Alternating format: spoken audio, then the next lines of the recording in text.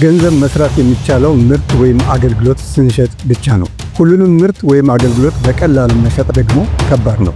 በቀላሉ መሸጥ የሚችል ምርት ወይም አገልግሎት በእንግሊዝኛ ኒች የምንለው ማለት ነው በጥንቃቄ መለየት የግድ ነው። ቀጥሎ ማን ሊገዛን ወይም አገልግሎታችን ማን ሊጠቀም ይችላል የሚለውን ማሰብና ደንበኞቻችን መለየት የግድ ይላል። ይህ ማርኬት ሪሰርች ይባላል። ሰላም አለልኝ ይባላለሁ። በዚህ ቻናል ዘወትር ስለ ዲጂታል ማርኬቲንግ እና ስለ አድቫንስድ ቴክኖሎጂዎች በተለይም ደግሞ ስለ ኤአይ ጠቃሚ ቲፖችን አቀርባለሁ። አሁኑ ቻናሉን ሰብስክራይብ በማድረግ ቤተሰብ መሆን ትችላላችሁ። በዲጂታል ማርኬቲንግ ገንዘብ መስራት ከፈለጋችሁ ዘወትር የሚለቃቸውን የዲጂታል ማርኬቲንግ ተከታታይ ሌሰኖች መማርና እውቀት መያዝ ትችላላችሁ። ሁሉም ቪዲዮዎች ሳታልፉ እስከ መጨረሻው ማየት አለባችሁ። በዚህ የዲጂታል ማርኬቲንግ ኮርስ ሁለተኛውን ክፍል ስለ ማርኬት ሪሰርች ዛሬ አስተምራችኋለሁ። በመጀመሪያው ክፍል ዲጂታል ማርኬቲንግ ምንድነው፣ የዲጂታል ማርኬቲንግ ዋና ዋና ቻናሎች እነማን ናቸው የሚለውን በክፍል 1 አይተን ነበር። የመጀመሪያውን ክፍል ካላያችሁ ሙሉ አረዳድ እንዲኖራችሁ ምናልባት ተመልሳችሁ ያን የመጀመሪያውን ክፍል ማየት አለባችሁ። ስለ ዲጂታል ማርኬቲንግ ጽንሰ ሐሳብ ከተረዳችሁ ቀጣይ ሂደት የሚሆነው በዲጂታል ማርኬቲንግ ምን አይነት ስራ መስራት እንችላለን፣ ደንበኞቻችን እነማን ናቸው፣ ለማን መሸጥ እንችላለን፣ እነኚህ ሁለት ነገሮችን መለየት የግድ ይላል። የምንሰራው ስራ ኒች እና ለማን መሸጥ እንችላለን ደንበኞቻችን መለየት አለብን ማለት ነው። ይህ ማርኬት ሪሰርች ይባላል።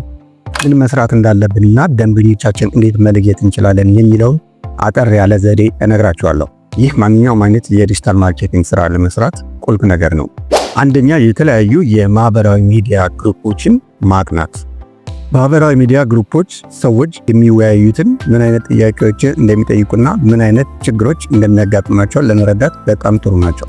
ከሀሳባቸው ጋር ተዛማጅነት ያላቸውን ከ2 እስከ 3 የሚሆኑ የፌስቡክ እና የቴሌግራም ቻናሎች አባል በመሆን እዛ ጋር ሰዎች ምን አይነት ጥያቄዎችን ይጠይቃሉ፣ ስለሚያወራሉ የሚለውን በጥንቃቄ ማጥናትና ምን መስራት እንደሚችሉ ሀሳብ ማግኘት ትችላላችሁ። ሁለተኛ የዳሰሳ ጥናት ማድረግ። መስራት ስለምንፈልገው ኒች ወይም የስራ አይነት ሰዎችን በቀጥታ መጠየቅ እንችላለን። ለምሳሌ በምን አይነት የሶሻል ሚዲያ መከታተል እንደሚፈልጉ፣ ስለ ይዘቱ አቀራረቡና ሌሎች በምን ሰዓት እንደሚከታተሉና ሌሎች ጥያቄዎችን አያይዘን መጠየቅና አጠቃላይ መስራት ስለምንፈልገው ነገር ከሰዎች መረዳትና የሰዎችን ፕሮብሌም ሶልቭ በሚያደርግ መልኩ አፕሮች አድርገን መስራት የምንፈልገው ኒች መለየት እንችላለን። ይህንን ስራ በቀላሉ ለመስራት የጉግል ፎርምን መጠቀም ትችላላችሁ። ጉግል ፎርሙን ተጠቅመን ሰርቬይ መስራትና አጠቃላይ ስለሰዎች ፍላጎት ለማወቅ መጀመሪያ ጂሜል እንከፍታለን። ከዛ እዚህ ጋር ክሊክ በማድረግ ወደ ታች ስክሮል በማድረግ ፎርምስ የሚለውን እንጫናለን። ከዛ ብላንክ ፎርም የሚለውን ተጭነን እዚህ ጋር እንደማዘጋጀው በተመሳሳይ ተከትላችሁ ጥያቄዎችን ማዘጋጀት ትችላላችሁ። ከዛ ፐብሊሽ ካላችሁ በኋላ ሊንኩን ለምትፈልጉት ሰዎች ሼር ማድረግ ትችላላችሁ።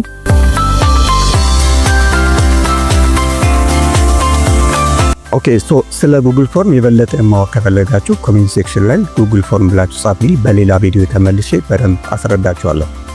ሶስተኛው ዘዴ ምን መስራት እንደምንችል ኒቻችንና ደንበኞቻችን ለማወቅ የሚያስችለን ሌላኛው ዘዴ ጉግል ትሬንድስ ይባላል። ጉግል ትሬንድስ ዌብሳይት ነው።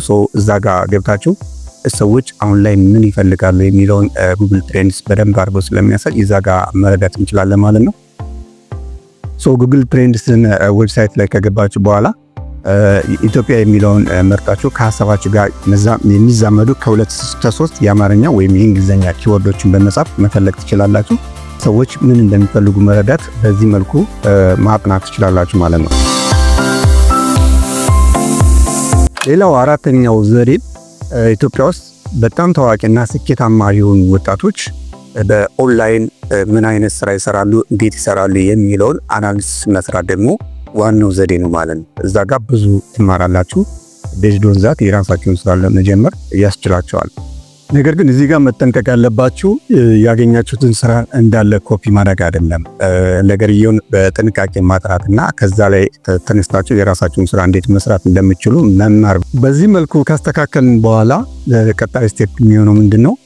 እንዴት ወደ ተግባራዊ እቅድ እንቀይረው ማለት ነው። በቀጥታ ምን መስራት እንደምንችልና ደንበኞቻችን እነማን ሊሆኑ እንደሚችሉ ቀድመን ካወቅን ቀጣይ የሚሆነው ወደ አክሽን ፕላን መግባት ነው ማለት ነው። ደንበኞቻችን የጾታ ሁኔታ፣ የእድሜ ሁኔታ፣ የሎኬሽን የት አካባቢ ነው የሚኖሩት የሚለውንና የገቢ ደረጃ አብዛኛውን ጊዜ የሶሻል ሚዲያ አጠቃቀማቸው ታይማቸውን ስፔንድ የሚያደርጉት የትኛው ላይ ነው? ምን አይነት ኮንቴንት ያሉ? በቪዲዮ ነው? በቴክስት ነው? ወይስ ዌብሳይት ላይ ነው በአብዛኛው የሚከታተሉት የሚለውንና አጠቃላይ ፍላጎታቸው ምንድነው የሚለውን በዚህ መልኩ ደንበኛ ማወቅ ለምን ያስፈልጋል? ከዛ በፊት ግን ቻናሉን ሰብስክራይብ ማድረግ አለብህ። በዚህ በዲጂታል ዓለም ደንበኞችን ማወቅ ካልቻልክ የዲጂታል ሰርቪስ በቀላሉ መሸጥ አትችልም። የምትሰራው ማስታወቂያ ወይም ኮንቴንትም ትክክለኛ ሰው ጋር አይደርስም። ስለዚህ ደንበኛን ማወቅ ለምን ይጠቅማል? አንደኛ ተስማሚ ኮንቴንት ለመስራት፣ ለደንበኞች የሚሆን ኮንቴንት በትክክል ሪሌቫንት የሆነ ኮንቴንት ለመስራት ይጠቅማል። ሁለተኛው ጥቅሙ ደግሞ ተስማሚ የሆኑ የዲጂታል ቻናሎችን መርጠን እንድንጠቀም ደንበኞቻችን ቀድመን ማወቅ የበለጠ ይጠቅመናል ማለት ነው። ፌስቡክ፣ ዋትስአፕ ወይስ ቴሌግራም፣ ኢንስታግራም፣ ቲክቶክ ወይስ ዩቲዩብ ላይ መስራት አለብን። ደንበኞቻችን አዘውትረው የሚጠቀሙትን የሶሻል ሚዲያ ቻናል ስለምናውቅ መርጠን ለመስራት አንቸገርም። ሶስተኛ ደንበኞቻችን ቀድመን ካወቅን ያለው ጠቀሜታ ምንድነው? ለነሱ ተስማሚ የሆነ መልእክት ለማስተላለፍ እንችላለን ማለት ነው። ለምሳሌ ምን አይነት ቋንቋ እንደሚናገሩ፣ የቃላት አመራረጥና የአነጋገር ዘይቤያችን እንደሚመቻቸው ቀድመን ከተረዳን ለነሱ የሚመጥን ኮንቴንት ወይም የሶሻል ሚዲያ ማርኬቲንግ ወይም ሰርቪስ ማቅረብ እንችላለን ማለት ነው። ሌላው አራተኛው ደንበኞቻችን ቀድመን ማወቅ ያለው ጥቅም ምንድነው? በቀላሉ ገንዘብ ማባከን አንችልም ማለት ነው።